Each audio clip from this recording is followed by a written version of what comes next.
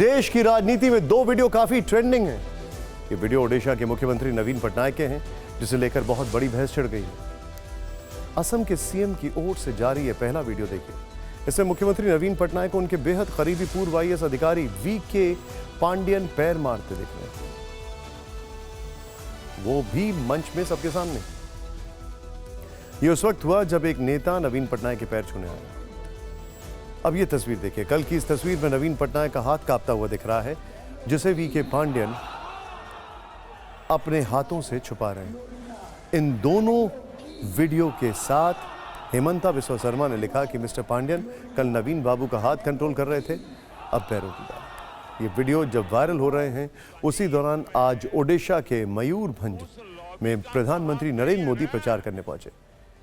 PM ने नवीन पटनायक को लेकर बहुत बड़ी बात की। उन्होंने नवीन पटनायक के करीबियों का जिक्र करते हुए सवाल उठाए, पिछले एक साल में अचानक नवीन बाबू की तबीयत इतनी कैसे बिगड़ गई? नवीन बाबू अब खुद से कुछ कर नहीं पा रहे हैं। क्या नवीन बाबू की तबीयत बिगड़ने के पीछे कोई साजिश है? एक साल में अचानक नवीन बाबू की तबीयत इतनी कैसे बिगड़ गई? नवीन बाबू अब खुद से कुछ कर नहीं पा रहे हैं। अरसे तक नवीन बाबू के करीबी रहे लोगों का मानना है कि उनकी तबीयत बिगड़ने के पीछे कोई साजिश भी हो सकती है। एक मुख्यमंत्री के खिलाफ साजिश का शक प्रधानमंत्री को है। यह आशंका जताकर पीएम ने नई बहस छेड़ दी। क्या वाकई ओडिशा के सीएम के साथ कोई षड्यंत्र हो रहा है? ये रिपोर्ट देखें। खुले मंच पर कल एक मुख्यमंत्री का हाथ छिपाया गया और आज पैर लगाया गया। इस चुनाव में यह सब हो रहा है ओडिशा के इतिहास में सबसे लंबे समय तक सीएम रहने वाले नवीन पटनायक के साथ। 77 साल के नवीन पटनायक का कद ओडिशा की राजनीति में बहुत बड़ा है। उनके चाहने वालों की तादाद काफी बड़ी है। उनको ओडिशा का प्राइड कहा जाता है। अब तक हुए प्रचार में बीजेपी उन्हीं को टारगेट कर रही थी, लेकिन शायद उससे बहुत फायदा मिलता नहीं दिख रहा था। इसी बीच 24 घंटे पहले नवीन पटनायक का ये वीडियो आया।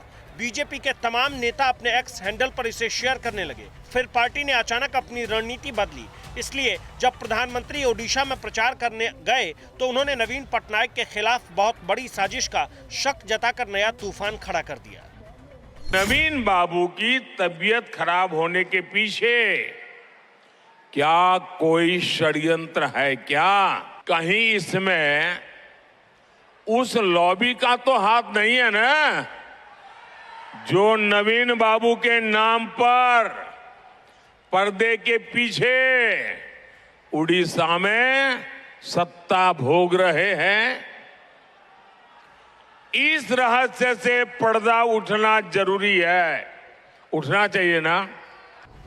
प्रधानमंत्री ने एक तीर से दो शिकार कर दिए। नवीन पटनायक पर सीधा हमला भी नहीं बोला, लेकिन उनके सबसे करीबी नौकरशाह पर इशारों में सवाल उठा दिए। इसकी जांच आवश्यक है।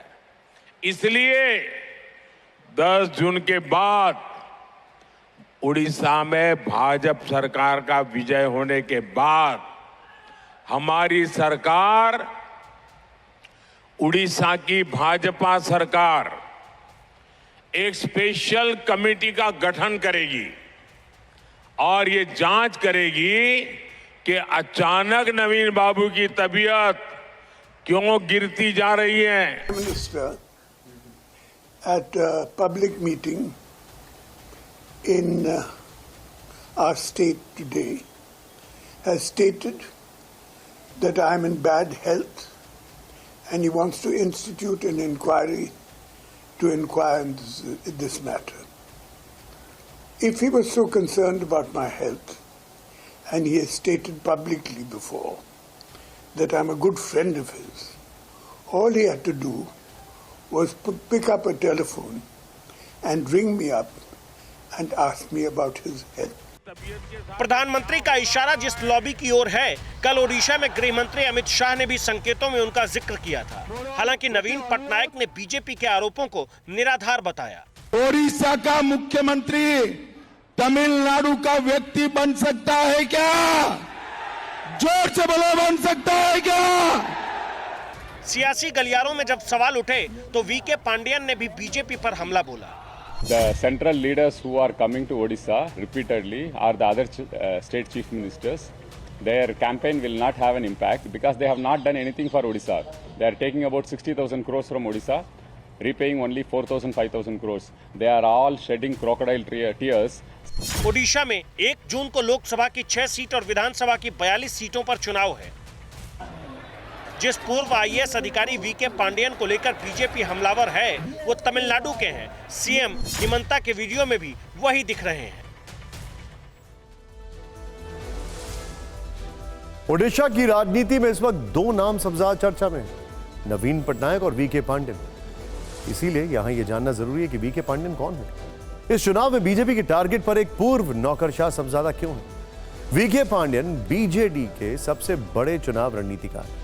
नौकरी छोड़कर राजनीति में आए पांडियन को नवीन पटनायक का वारिस माना जा रहा है। बीजेडी के लिए 2014-2019 के चुनाव में भी वो अहम भूमिका निभा चुके हैं।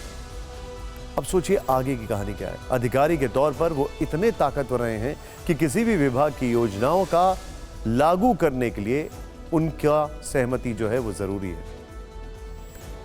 वीके पांडियन ने ओडिशा की ही आईएएस अधिकारी से शादी की है। पिछले 1 दशक में नवीन सरकार की कई योजनाओं को कामयाबी के साथ उन्होंने लागू करवाया। खासतौर पर 5T यानी transparency, technology, team work, time leading और ट्रांसफॉर्मेशन को लेकर वो काफी सुर्खियों में हैं। कोरोना के वक्त भी उन्होंने अस्पतालों का दौरा किया। पांडियन के इन्हीं कामों से नवीन पटनायक काफी प्रभावित हुए, उनको हर अहम प्रोजेक्ट का हिस्सा बनाने लगे। श्री मंदिर परिक्रमा योजना का काम उन्हीं की देखरेख में हुआ। पूरे ओडिशा में प्राचीन मंदिरों के नवीनीकरण का जिम्मा वीके पांडियन को दिया गया। शिक्षा में सुधार हो या नए मेडिकल कॉलेज की स्थापना, हर जगह पांडियन का दखल रहा है। इससे पता चलता है कि नवीन पटनायक का सारा कामकाज वीके पांडियन ही देखते हैं। जिस वक्त नवीन पटनायक के खिलाफ साजिश को लेकर पांडियन का इशारों में जिक्र हुआ, तब लोगों के जहन में जयललिता की यादें ताजा हो गई। कई साल पहले प्रधानमंत्री मोदी ने उनको लेकर भी ऐसी ही आशंका जताई थी।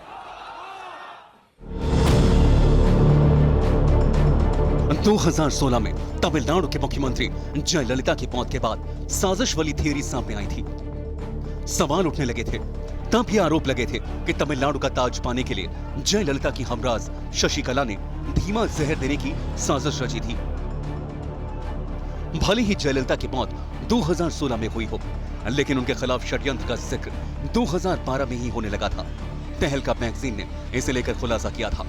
उस वक्त गुजरात के मुख्यमंत्री रहे नरेंद्र मोदी ने साजिश को लेकर जयललिता को आगाह किया था। इसके बाद जयललिता को यह खुफिया जानकारी भी मिली कि सालों से जो दवाइयां वो लगातार ले रही थी उसमें स्लो पॉइजन मिला हुआ था। शक गहराने के बाद एक दिन अचानक जयललिता बिना शशिकला को कुछ बताए शहर के एक नामी डॉक्टर से मिलने चली गईं। साथ में उन दवाइयों को भी ले गईं जिन्हें वो रोज खाती थी। इस डॉक्टर ने जयललिता और उन्हें दी जा रही दवाइयों की जांच की तो पता चला कि दवाइयों में धीमा जहर मिला हुआ है। यहाँ भी शशिकला शक के घेरे में थी। मुख्यमंत्री की देखभाल के लिए रखी गई नर्स को शशिकला ने ही चुना था। नवीन पटनायक के खिलाफ साजिश और सेहत को लेकर जिस तरह आज प्रधानमंत्री ने बयान दिया, उसके बाद इसकी चर्चा इसलिए हो रही है क्योंकि वीके पांडियन नवीन पटनायक के साथ साई की तरह रहते हैं, उनके सबसे खास हैं। ठीक उसी तरह जैसे किसी वक्त जयललिता के लिए बेहद खास शशिकला हुआ करती थी।